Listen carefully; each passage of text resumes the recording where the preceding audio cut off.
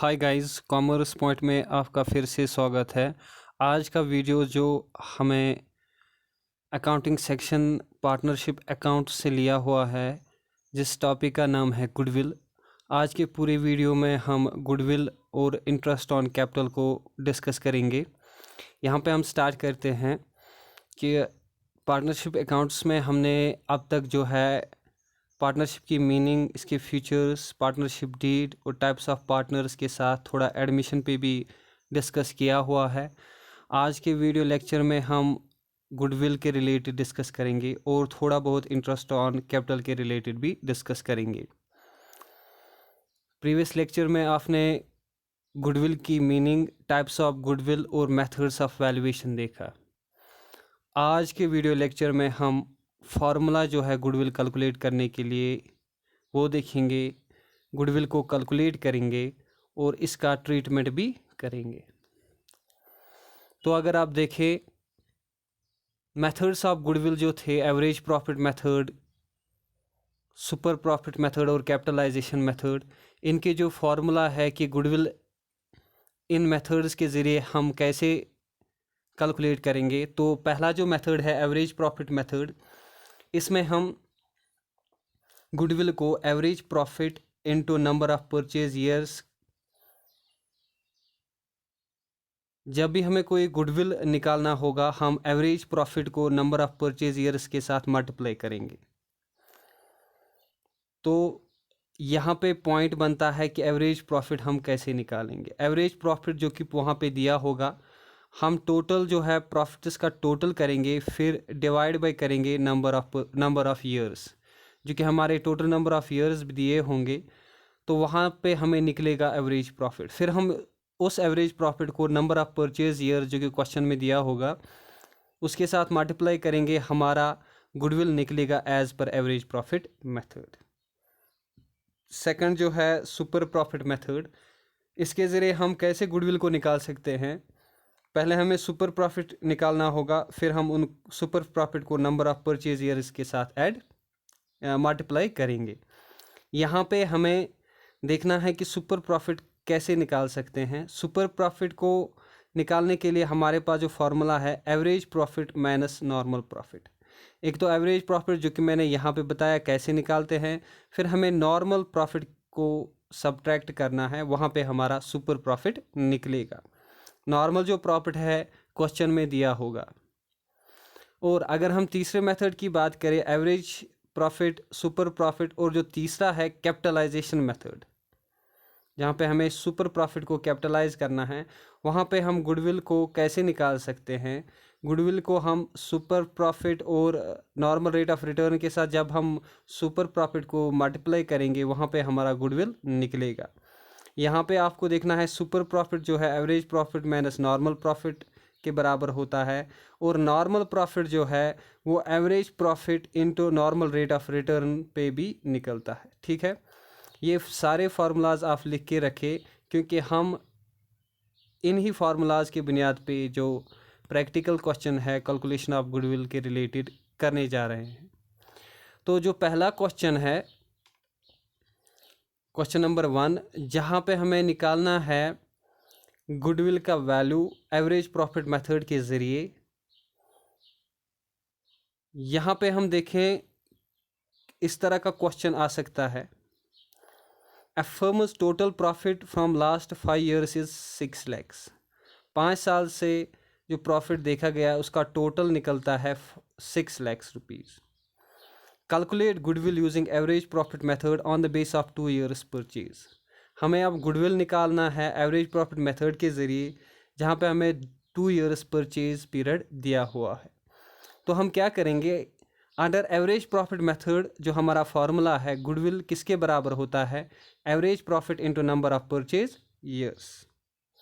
तो यहाँ पे हमें एवरेज प्रॉफिट क्या निकलेगा, टोटल जो प्रॉफिट है 6 लाख रुपीज़, डिवाइड करेंगे हम नंबर ऑफ ईयर्स जो कि 5 है। 6 लाख डिवाइड बाई 5 आएगा 1,20,000। तो गुडविल जो हमारा अब आएगा, हमारे पास तो एवरेज प्रॉफिट आया है, अब हम गुडविल को निकालेंगे, वो आएगा average profit into number of purchase year जो कि 2 है। 1,20,000 इंटू 2 वो हो जाएगा 2,40,000। This is the value of goodwill. Hope ये आपको समझ आया होगा। नेक्स्ट जो क्वेश्चन है ये सुपर प्रॉफिट के रिलेटेड है। A firm's total profit, यहाँ पे a firm's total profit from last 5 years is 6 lakhs। पिछले क्वेश्चन को थोड़ा मॉडिफाई किया है। And it is normal profit is 70,000। Calculate goodwill using super profit method on the base of 3 years purchase. यहाँ पे हमें 3 years परचेज पीरियड दिया है। सुपर प्रॉफिट मेथड के जरिए हमें गुडविल निकालना है। आपको पता है कि सुपर प्रॉफिट मेथड में गुडविल किसके बराबर होता है? Super profit into number of purchase years. Super profit किसके बराबर होता है? Average profit minus normal profit. Average profit हमारा 1,20,000 है, नॉर्मल प्रॉफिट है 70,000, तो हमारा जो सुपर प्रॉफिट बनता है वो 50,000 बनता है। अब अगर हमें गुडविल निकालना है, गुडविल किसके बराबर होगा? सुपर प्रॉफिट जो कि 50,000 निकला into number of purchase years जो कि 3 है। हमारा वैल्यू ऑफ गुडविल यहाँ पे बना 1,50,000। क्वेश्चन नंबर 3 जो कि कैपिटलाइजेशन ऑफ सुपर प्रॉफिट के बुनियाद पे हमने यहाँ पे रखा है। सेम क्वेश्चन को थोड़ा मॉडिफाई किया है। यहाँ पे लास्ट 5 years का प्रॉफिट जो टोटल दिया हुआ है 60,000 है। उसके बाद नॉर्मल प्रॉफिट है 70,000। अब हमें गुडविल को कैलकुलेट करना है कैपिटलाइजेशन मेथड में, जबकि हमारे बिजनेस में नॉर्मल रेट ऑफ रिटर्न है 10%। यहाँ पे हम क्या देखेंगे? कैपिटलाइजेशन मेथड में गुडविल किसके बराबर होता है? Super profit into normal rate of return. हमने जो सुपर प्रॉफिट निकाल के रखा है उसको हम नॉर्मल रिटर्न के साथ मल्टीप्लाई करेंगे, यानी कि 150,000 into 10 divided by 100। 50,000 into 10 divided by 100। 50,000 हमें कैसे निकला वो आप देखिए। 1,20,000 माइनस 70,000। 1,20,000 जो कि हमारा यहाँ पे निकला था एवरेज प्रॉफिट, और हमारा 70,000 है normal profit. Average profit minus normal profit हमारा बना सुपर प्रॉफिट। सुपर प्रॉफिट को हम मल्टीप्लाई करेंगे नॉर्मल रेट ऑफ रिटर्न जो कि है इनटू 100 करना है डिवाइड बाय 10। यहाँ पे थोड़ा इधर उधर हो गया है। यहाँ पे आप देख लीजिए इस वाले सेक्शन में 50,000 जो कि हमारा सुपर प्रॉफिट निकला into 100 divided by 10 into 100 divided by 10 वो निकला 5 lakh rupees. Under capitalisation method हमारा वैल्यू ऑफ गुडविल क्या निकला? 5 लाख रुपीज़। इस क्वेश्चन को मैं यहाँ पे रिपीट करूँगा। जैसा कि आप जानते हैं कि जब हमें कैपिटलाइजेशन मेथड के ज़रिए गुडविल निकालना हो, हमें सुपर प्रॉफिट मालूम होना चाहिए और normal rate of return. Super profit जो कि हमें निकला 1,20,000 माइनस 70,000 को माइनस करके, यानी कि एवरेज प्रॉफिट और नॉर्मल प्रॉफिट को माइनस करके हमें 50,000 निकला सुपर प्रॉफिट। फिर सुपर प्रॉफिट को मल्टीप्लाई किया 100 के साथ, डिवाइड किया नॉर्मल रेट ऑफ रिटर्न, वहाँ पे हमारा क्या निकला? Value of goodwill. नेक्स्ट जो है हम ट्रीटमेंट ऑफ गुडविल के बारे में पढ़ेंगे। जब हम एडमिशन करते हैं किसी नए पार्टनर को, हम एडमिट करते हैं अपने बिजनेस में, वहाँ पे हमें गुडविल का जो ट्रीटमेंट करना होता है उसके लिए हमें याद रखना है 2 चीज़ें ज़रूरत बहुत ही इंपॉर्टेंट है। पहला जो है न्यू प्रॉफिट शेयरिंग रेशो, दूसरा जो है सेक्रीफाइसिंग रेशो। सपोज़ यहाँ एक एग्जांपल मैं आपको देने की कोशिश करूँगा, इससे आपको इंशाल्लाह जल्दी समझ आएगा। Suppose we have 2 partners A and B. यहाँ पे आप देखिए हमारे 2 पार्टनर्स है A and B. Sharing profits in 2:1 ratio, जो कि प्रॉफिट शेयर कर रहे हैं 2:1 रेशो के साथ, यानी कि ए का शेयर है 2 और बी का शेयर जो है वो 1 है। If C is admitted as new partner for 1/4 share, अगर हम सी को एडमिट करेंगे उसको हम 1/4 शेयर देंगे ऑफ द फर्म का जो टोटल शेयर है उसमें 1/4 शेयर देंगे। Show the treatment of goodwill and goodwill is valued at 1 lakh rupees. अब हमें क्या करना है? हमें गुडविल का ट्रीटमेंट देना है यहाँ पे, जबकि हमारा गुडविल जो टोटल वैल्यू रखता है 1 lakh rupees. First of all आप क्या करेंगे? आप न्यू रेशो और सेक्रीफाइसिंग रेशो को निकालने की कोशिश करेंगे। जैसा कि आप जानते हैं ओल्ड पार्टनर्स जो है उनका जो रेशो है 2:1, नया जो पार्टनर एडमिट हुआ है उसको हमने दिया है 1:4 रेशो। ठीक है, सो लेट्स स्टार्ट। हमें क्या करना है, पहले हमें एज्यूम करना है कि जो टोटल फर्म का शेयर है वो 1 है, 1 के बराबर है। फिर हमने जो शेयर सी को दिया है इनकमिंग पार्टनर को 1/4 है, वो 1/4 है। अब हमारे पास क्या शेयर बचता है ओल्ड पार्टनर्स के लिए, 1 - 1/4 जो कि 3/4 है। अब ये 3/4 हम देंगे ओल्ड पार्टनर्स को, ठीक है। This 3/4 is a share of old partners now and this will be shared in their old ratio. हम इसके ओल्ड रेशोज में इनको शेयर करके देंगे, क्योंकि यहाँ पे हमें कोई भी सेक्रीफाइसिंग या गैनिंग रेशो दिया हुआ नहीं है। देयरफॉर अब हमें नया रेशो कैसे निकलेगा, जो कि हमारा 3/4 है रिमेनिंग शेयर, इसको हम मल्टीप्लाई करेंगे ओल्ड रेशो के साथ 2:3। वहाँ पे हमें निकला 6/12, जो कि हम शॉर्ट करने की कोशिश करेंगे 2/4, ठीक है। एंड बी का जो शेयर निकलेगा वो रिमेनिंग शेयर जो है 3/4 यहाँ पे, उसको हम मल्टीप्लाई करेंगे उसके ओल्ड रेशो के साथ, वो निकला हमारा 3/12। उसको हम शॉर्ट करने की कोशिश करेंगे, वो निकलेगा 1/4। यानी कि हम बेस को सेम रखने की कोशिश करते हैं यहाँ पे। Here sacrificing is not given, so we assume they sacrifices in their old ratio, ठीक है। यहाँ पे हमें न्यू रेशो ए का कितना निकला 2/4, बी का 1/4। तो ए का जो 2/4, 1/4 और सी का हमें पता ही है 1/4 है, तो हम ये रेशो जो है इस तरह से भी लिख सकते हैं 2:1:1, क्योंकि जो सारे रेशोज़ की बेस है वो इस वक्त 4 है, जो कि सेम है। अब हम खाली 2:1:1 लिख सकते हैं। यहाँ पे आपको याद रखना है कि सेक्रीफाइसिंग रेशो ही हमारा ओल्ड रेशो बना। अब गुडविल की तरह बढ़ते हैं, जो कि गुडविल हमारा इस क्वेश्चन में दिया हुआ है 1 लाख रुपया। ये 1 लाख रुपया जो है गुडविल की शक्ल में, हमें इसमें से देखना है कि जो इनकमिंग पार्टनर है उसको बिजनेस में कितना देना है, ठीक है। 1 लाख और उसका जो शेयर है 1/4, उसके लिहाज से उसको बनते हैं 25,000। ये 25,000 जो इनकमिंग पार्टनर है लाएगा बिजनेस में, नया पार्टनर है बिजनेस में लाएगा ओल्ड पार्टनर्स के लिए। अब ओल्ड पार्टनर जो है इस 25,000 को अपने अकाउंट में ले लेंगे, ठीक है। कैसे ले लेंगे, इन देयर सैक्रिफाइसिंग रेशो। यहाँ पे आपको याद रखना है कि सैक्रिफाइसिंग रेशो 2:1 है, जो कि इनका ओल्ड रेशो ही है, ठीक है।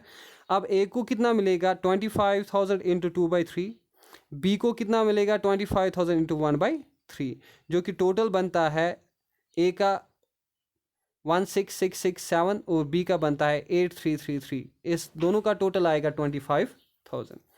अब हम इसका जर्नल एंट्री करने की कोशिश करेंगे। जर्नल एंट्री में आपको याद रखना है, आप गैनिंग पार्टनर्स कैपिटल अकाउंट को डेबिट करेंगे और सेक्रीफाइसिंग पार्टनर्स कैपिटल अकाउंट को क्रेडिट करेंगे। यहाँ पे याद रखना होगा गैन कौन कर रहा है, गैन हमारा सी कर रहा है, तो हम सीज कैपिटल अकाउंट को डेबिट करेंगे 25,000 से, क्योंकि उसको 25,000 रुपीज़ लाने हैं। और वो कौन लेगा, ए कितना 16,667 और बी कितना लेगा 8,333, ठीक है। तो इन दोनों का टोटल बनता है हमारा 25,000। तो यहाँ पे आपको याद रखना है गैनिंग पार्टनर्स कैपिटल अकाउंट डेबिट हो जाएगा और सेक्रीफाइसिंग पार्टनर्स का अकाउंट जो है क्रेडिट हो जाएगा। अब एक और पॉइंट है यहाँ पे, जब कैपिटल और प्रीमियम जो इनकमिंग पार्टनर लाता है वो कैश में लाएगा, उस वक्त क्या सूरत हाल होगी। उस वक्त हमें याद रखना होगा कैश अकाउंट को हम डेबिट करेंगे क्योंकि बिजनेस में कैश आया, कैपिटल अकाउंट्स को क्रेडिट करेंगे। अगर हम प्रीमियम की बात करेंगे, प्रीमियम को भी हम क्रेडिट करेंगे किसके साथ, कैश अकाउंट के साथ, ठीक है। और एक पॉइंट, अगर प्रीमियम जो है जिसको हम गुडविल को हम जो टेक्निकल नाम देते हैं यहाँ पे, जो कि इनकमिंग पार्टनर लाएगा उसको हम प्रीमियम कहते हैं। जो ये प्रीमियम होता है, अगर ये इनकमिंग पार्टनर कैश में नहीं लाएगा, उस वक्त हम जो कैपिटल अकाउंट्स है पार्टनर का, उसको हम डेबिट करेंगे और जो ओल्ड पार्टनर्स है उनके अकाउंट्स में क्रेडिट करेंगे, ठीक है। नेक्स्ट आपको मैं यहाँ पे एक बताना चाहूँगा कि जो भी 12th अकाउंट्स जो 12th अकाउंट्स NCERT बुक है वहाँ पे जो क्वेश्चंस दिए हुए हैं कैलकुलेशन ऑफ गुडविल के रिलेटेड, आप उस पे जाएं या न्यू प्रॉफिट शेयरिंग रेशो निकालना हो वो वहाँ पे उन पे एक्सरसाइज करें, सेक्रीफाइसिंग रेशोज़ निकालें, बहुत सारी कंडीशंस दी हुई है वहाँ पे, और साथ ही साथ वहाँ पे आप गुडविल भी कैलकुलेट करें। फिर उसके बाद आप जर्नल एंट्रीज करें, जैसा कि मैंने आपको बताया कि गेनिंग पार्टनर्स कैपिटल अकाउंट आप डेबिट करेंगे, सेक्रीफाइसिंग पार्टनर्स कैपिटल अकाउंट्स को आप क्रेडिट करेंगे। उसके बाद हम पढ़ने जा रहे हैं interest on capital. Interest on capital जो है ये आपको याद रखना है, जब बिजनेसमैन कैपिटल इंट्रोड्यूस करता है बिजनेस में, तो बिजनेस उसको रिटर्न देती है इंटरेस्ट ऑन कैपिटल। तो इंटरेस्ट ऑन कैपिटल यहाँ पे पार्टनर के लिए तो ये इनकम है, लेकिन बिजनेस के लिए ये एक्सपेंस है। ठीक है, बिजनेस के लिए ये एक्सपेंस है। इसके दो सूरतों में इसका ट्रीटमेंट होता है। एक सूरत है अगर इसको हम एज ए चार्ज ले ले, और दूसरी सूरत है एज अप्रोप्रिएशन। अगर ये एज ए चार्ज है, हमें तो देखना होगा कि अगर हमारे पास प्रॉफिट है या लॉस है, दोनों शक्ल में हमें ये इंटरेस्ट ऑन कैपिटल पार्टनर को देना ही है। अगर ये खाली अप्रोप्रिएशन है, फिर हमें ओनली तभी ये प्रोवाइड करना है जब हमारे पास प्रॉफिट होगा। As a charge we must provide it whether we are inquiring losses और whether we are earning profits, but as an appropriation we can only provide it when we are having profits. ठीक है, इसके related जो interest on capital के related जो journal entry होती है, आप वहाँ पे इंटरेस्ट ऑन कैपिटल अकाउंट को डेबिट करेंगे टू पार्टनर्स कैपिटल अकाउंट। इसका जो मैंने एक्सप्लेनेशन लिखा है यहाँ पे कि क्यों हम इंटरेस्ट ऑन कैपिटल को डेबिट करेंगे, क्योंकि ये एक्सपेंस है। एक्सपेंस अगर नॉमिनल रूल में हम देखें, debit all expenses and losses, इसलिए ये डेबिट होता है इंटरेस्ट ऑन कैपिटल।